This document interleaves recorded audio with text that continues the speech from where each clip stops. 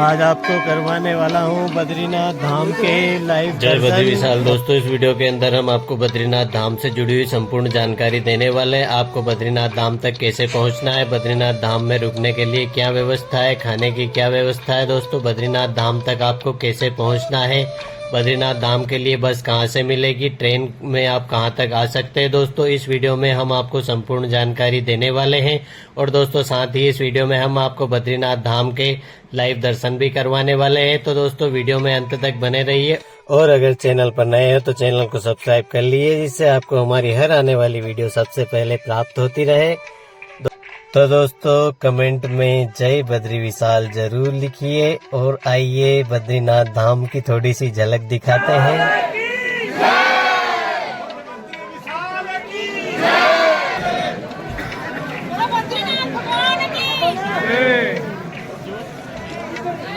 तो दोस्तों चलिए पहले हम तप्त कुंड में स्नान करेंगे, उसके बाद में हम भगवान बद्री विशाल के दर्शनों के लिए जाएंगे। तो आइए तप्त कुंड में स्नान करते हैं। है वो -1 डिग्री है और इस कुंड में जो पानी प्राकृतिक आ रहा है वो बहुत ही ज़्यादा गर्म, इतने कम टेम्परेचर वाली जगह में हम ऐसे बैठे हुए हैं।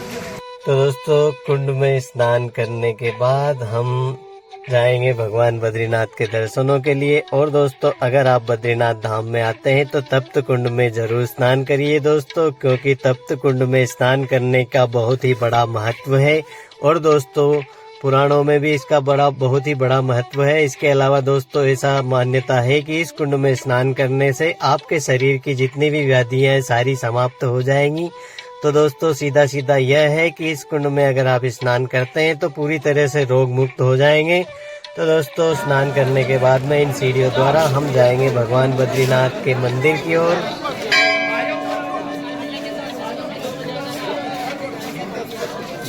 तो दोस्तों यह है बहुत ही खूबसूरत वादियों के बीच में बना हुआ भगवान बद्री विशाल का भव्य मंदिर, जहाँ पे आप मंदिर के दर्शन से ही आपके मन में आनंद की जो सीमा है वो सीमित हो जाएगी दोस्तों। और मंदिर के सामने ही आप देख सकते हैं कल कल बहती अलकनंदा नदी है।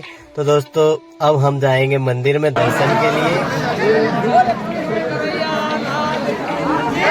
आप देख सकते हैं मंदिर का जो नज़ारा है, सभी भक्तगण बहुत ही लंबी लंबी लाइनों में खड़े होने के बाद में अब भगवान बद्री विशाल के मुख्य द्वार तक पहुँचे हैं। दोस्तों अगर आप मई और जून के महीने में आते हैं तो मंदिर में जो दर्शनों की लाइन होती है वह करीब 3 से 4 किलोमीटर लंबी होती है और जिसमें आपको 2 से 3 घंटे का समय लगता है।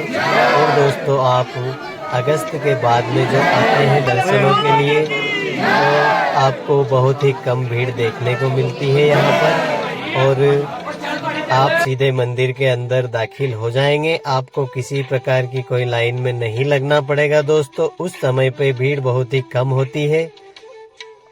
तो दोस्तों अगर आप बेस्ट सीजन की बात करें बद्रीनाथ धाम में कब आना चाहिए, तो दोस्तों आप बद्रीनाथ धाम में आने का जो सही समय है वो अगस्त से दीपावली तक आप कभी भी आ सकते हैं दोस्तों। उस टाइम पे भीड़ बहुत ही कम होती है। और दोस्तों बद्रीनाथ धाम के कपाट अक्षय तृतीया के दिन से खुल जाते हैं और दीपावली के दूसरे दिन जो हमारी गोवर्धन नाथ जी की पूजा होती है उस दिन तक भगवान बद्रीनाथ के जो कपाट है वो खुले रहते हैं और उसी टाइम के बीच में सभी श्रद्धालु भगवान बद्रीनाथ जी के दर्शन प्राप्त करते हैं। तो दोस्तों अगर आप बद्रीनाथ धाम में आना चाहते हैं तो इन 6 महीनों में कभी भी आप आकर भगवान बद्रीनाथ जी के दर्शन कर सकते हैं।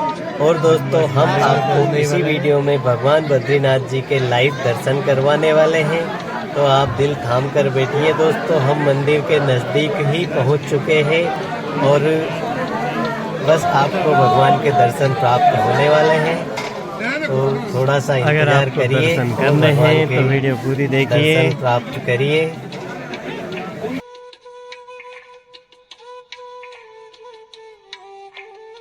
ज्योत के दर्शन जरूर करना दोस्तों।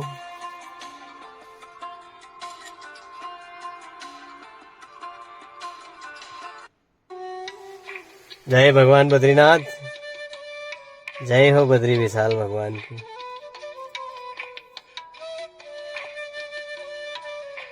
तो दोस्तों अभी यह मंदिर के अंदर का ही नज़ारा आप देख रहे हैं। आपने भगवान बद्रीनाथ जी के दर्शन किए और हम अब आपको आदि गुरु शंकराचार्य जी के दर्शन करवाना चाहते हैं। दोस्तों शंकराचार्य जी जो कि हमारे महागुरु हैं और दोस्तों हमारे सनातन धर्म की रक्षा के लिए भगवान के रूप में ही आदि गुरु शंकराचार्य जी पूजे जाते हैं दोस्तों। और हमारे धर्म की जितनी भी सारी जो भी वेद शास्त्र जो भी लिखे गए हैं दोस्तों, उनमें जब तक आदि गुरु शंकराचार्य जी की मोहर नहीं लगती तब तक वह किसी भी काम के नहीं होते हैं। तो दोस्तों अब हम आपको बताते हैं कि बद्रीनाथ धाम तक कैसे पहुंचा जा सकता है। दोस्तों अगर आप ट्रेन से आते हैं तो आप अपने शहर से हरिद्वार आ जाइए। हरिद्वार के लिए पूरे हिंदुस्तान से ट्रेनें कहीं से भी मिल जाती है। दोस्तों हरिद्वार आने के बाद में आप यहां से बस द्वारा बद्रीनाथ धाम तक पहुंच सकते हैं। दोस्तों रोडवेज की बस आपको 600 रुपए के अराउंड हरिद्वार से बद्रीनाथ धाम तक छोड़ देगी दोस्तों। और अगर आप टैक्सी से आते हैं तो टैक्सी का चार्जेस 10,000 के अराउंड रहने वाला है। उसके बाद में दोस्तों बात करें बद्रीनाथ धाम में भोजन की फैसिलिटी की, तो यहाँ पे दोस्तों आपको 120 रुपए के अराउंड भरपेट भोजन मिल जाएगा। और दोस्तों यहाँ पे निशुल्क अन्न क्षेत्र भी चलता रहता है जिसमें आप फ्री में भोजन कर सकते हैं दोस्तों। और बात करें अगर बद्रीनाथ धाम में रुकने के लिए दोस्तों, यहाँ पे आपको हमें 2 रातें और 3 दिन का टाइम लगने वाला बद्रीनाथ धाम की यात्रा के लिए, जो कि हरिद्वार से हरिद्वार तक की होगी दोस्तों। और बात करें अगर बद्रीनाथ धाम में नाइट स्टे की, तो यहाँ पे आपको बहुत सारे होटल मिल जाएंगे जिनका जो चार्जेस होगा 2,000 से 5,000 के बीच में रहने वाला है। और दोस्तों यहाँ पे बहुत सारे आश्रम और धर्मशाला भी है। अगर आप धर्मशाला में रुकते हैं दोस्तों तो 500 से 1,000 रुपए के बीच में आपको रूम मिल जाएगा। और दोस्तों अगर आप किसी आश्रम में रुकते हैं तो वहाँ पे रहना और खाना पूरी तरह से निःशुल्क होगा।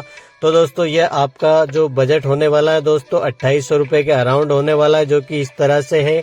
और दोस्तों यह जो यात्रा होगी हमारी हरिद्वार से हरिद्वार तक की होगी, जो कि दोस्तों 3 दिन और 2 रातों की रहने वाली है। और इसी के दौरान दोस्तों आप माणा गांव पे भी जा सकते हैं। दोस्तों हम पहले दिन हरिद्वार से बद्रीनाथ धाम के लिए आएंगे, जो कि हमारी जर्नी पूरे दिन की रहने वाली है। हम सुबह से शाम तक बद्रीनाथ धाम पहुंचेंगे और दोस्तों दूसरे दिन हम भगवान बद्रीनाथ के दर्शन करेंगे। उसके बाद दोस्तों आप माणा गांव भी होके आ सकते हैं और दूसरे दिन भी वापस हम बद्रीनाथ धाम में ही रात्रि विश्राम करेंगे। उसके बाद दोस्तों हम अगले दिन बद्रीनाथ धाम से हरिद्वार की ओर वापस लौट जाएंगे। तो दोस्तों वीडियो अगर अच्छी लगी हो तो वीडियो को लाइक और शेयर